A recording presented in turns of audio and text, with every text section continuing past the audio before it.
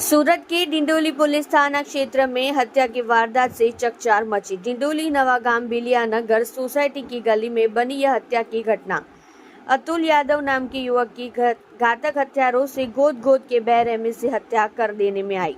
3 जितने हथियार लेके अतुल यादव को मिलने आए थे। 3-4 दिन पहले हुए बवाल की वजह से हत्या करने में आई।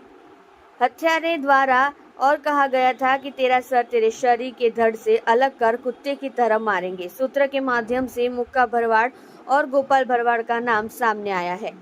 हत्या दोपहर 2 से 3 बजे के बीच हत्यार द्वारा करने में आई। सूरत की डिंडोली पुलिस के 7 पुलिस अधिकारियों का काफिला घटनास्थल पर आके हत्या किए गए युवक का मृतदेह पोस्टमार्टम के लिए भेजे।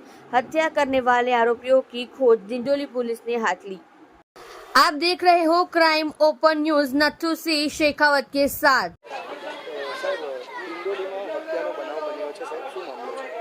डिंडोली पोलीस स्टेशन विस्तार में नवागाम खाते एक हत्याનો બનાવ બન્યો છે। બનાવમાં હકીકત એ મુજબ છે કે એક વ્યક્તિને બે લોકોએ આવી અને તીક્ષ્ણ હથિયારના ઘા મારીને હત્યા નિપજાવેલ છે। જે ભોગ બનનાર છે એને મેડિકલ તપાસ અને એના માટે પીએમ માટે અત્યારે પોલીસ કાર્યવાહી કરી રહેલ છે। આ ઉપરાંત એના સંબંધીની ફરિયાદ લેવાની પણ પ્રક્રિયા ચાલુ છે।